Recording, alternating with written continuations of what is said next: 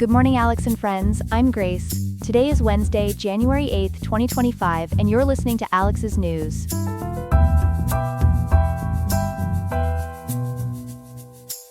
Today in Riverside, expect a mild winter day with temperatures ranging from 52.5 to 67.9 degrees Fahrenheit. Coming up on today's show, we'll examine the international concerns surrounding Donald Trump's interest in both Greenland and Panama, and what this means for global relations.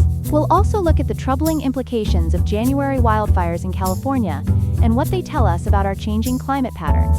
Finally, we'll explore NASA's decision to reevaluate its Mars sample return mission and the factors driving this strategic shift. All this and more, coming up on Alex's News.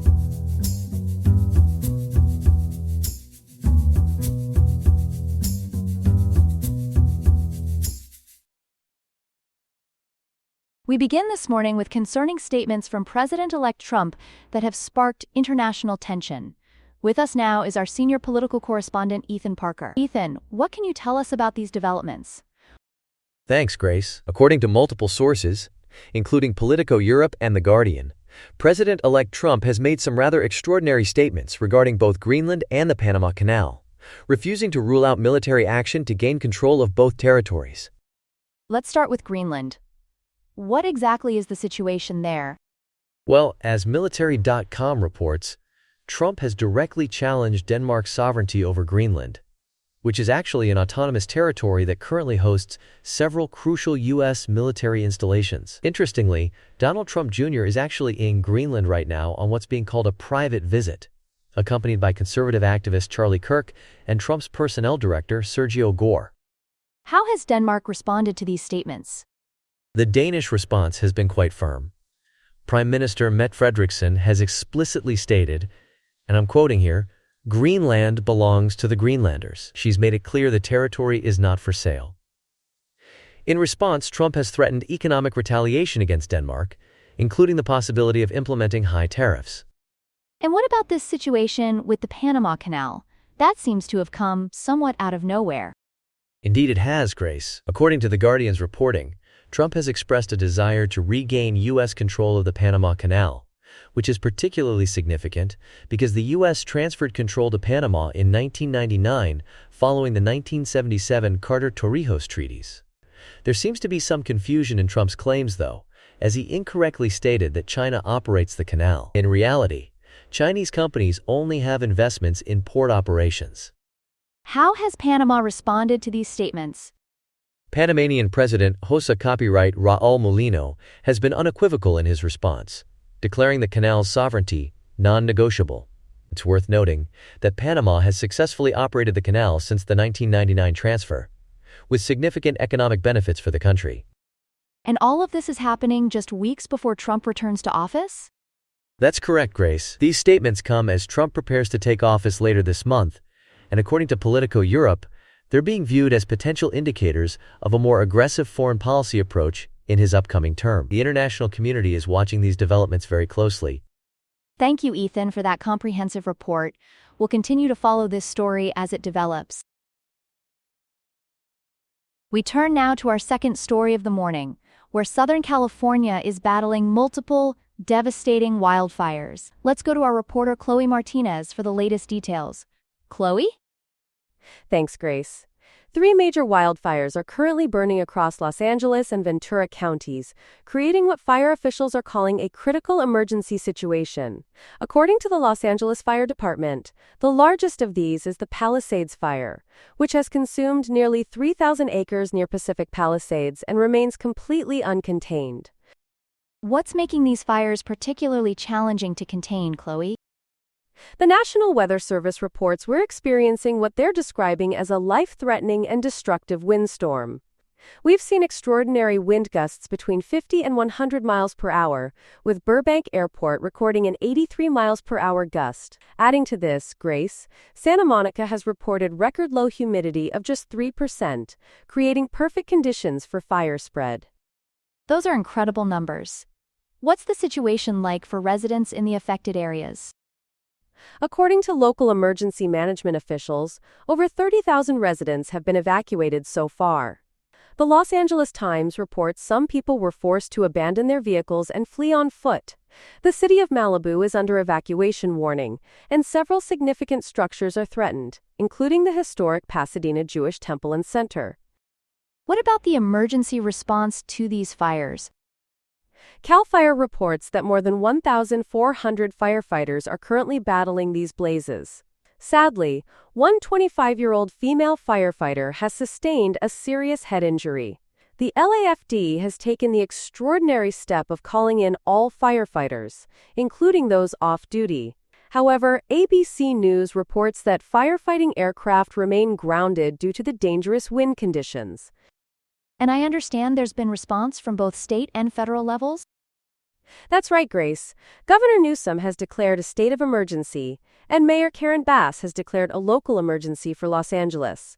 FEMA has approved a fire management assistance grant that will cover up to 75% of eligible fire suppression costs, and President Biden has also stepped in with additional federal support. Thank you for that comprehensive update, Chloe. We'll be sure to keep our viewers informed as this situation develops. Here are some other headlines. The U.S. Justice Department has filed an antitrust lawsuit against 6 major landlords and software company RealPage, alleging they conspired to keep rents artificially high. The landlords, who operate over 1.3 million units across 43 states, are accused of using RealPage's pricing algorithm to coordinate rental rates. One company, Cortland Management, has already agreed to settle and cooperate with investigators. Mexican authorities are offering state protection to popular corrido singer Natanael Caggiano following death threats from a drug cartel in northern Mexico. The move highlights ongoing concerns about cartel violence targeting public figures in the country. ByteDance's social media app Lemon 8 is gaining momentum as TikTok faces potential bans. The Instagram-Pinterest hybrid has garnered over 16 million downloads and 4.25 million active U.S. users, with creators actively promoting the ad-free platform across social media. Tiger Woods and Rory McIlroy's Indoor Golf League, TGL, has finally launched at the SoFi Center in Palm Beach Gardens, Florida. The tech-focused league features 6 teams competing in 15-hole matches, combining traditional golf with modern technology and innovative formats. A significant winter storm is approaching the southern United States, with Texas, Oklahoma, and Arkansas bracing for heavy snow and ice later this week. Dallas could see its biggest snowfall since 2010, while Texas Governor Greg Abbott has activated emergency response resources. Winter storm watches are in effect across multiple states, with hazardous travel conditions expected. And now for our third story of the morning. NASA is making headlines with a major overhaul of its ambitious Mars sample return mission. Joining us to discuss these developments is our science correspondent, Ethan Parker. Ethan, what can you tell us about these changes? Thanks, Grace. NASA Administrator Bill Nelson has just unveiled a significant revision to what's known as the Mars Sample Return Mission. The original plan had become quite costly at $11 billion, with samples not returning until 2040. But these new proposals aim to bring that cost down to around $7 billion, with a much earlier return date in the 2030s. That's quite a reduction in both cost and time. What options is NASA considering to achieve these savings? According to NASA's proposal, there are 2 main options on the table. The first would use NASA's proven Sky Crane landing system. That's the same technology that successfully landed both the Curiosity and Perseverance rovers on Mars. This option would cost between $6.60 and $7.7 billion. And what about the second option? The second option is particularly interesting, Grace. NASA is considering partnerships with private space companies like SpaceX or Blue Origin to provide a heavy landing craft for Mars. This would carry both the sample collection spacecraft and what's called the Mars Ascent Vehicle, or MAV for short. How will these spacecraft be powered on Mars? I imagine that's a crucial consideration. It is indeed.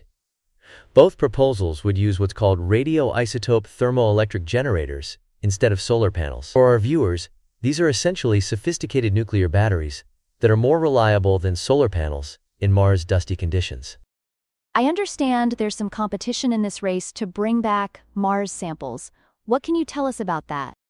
Yes, China has announced what they're calling a grab-and-go mission, named TIANWEN-3. It's scheduled to launch in 1,116 days in 2028, with the goal of returning samples by 2031. If successful, China could become the first nation to bring back material from Mars.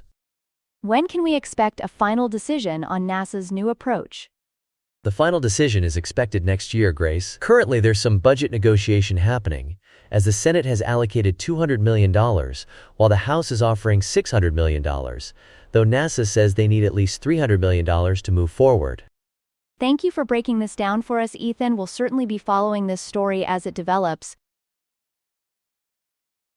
That's all we have for now. Today's episode was made by Alexander King with Claude Sonnet 3.5, the Perplexity API, and the Google Cloud Text-to-Speech API. I hope you have a great day. I'll see you tomorrow, Alex.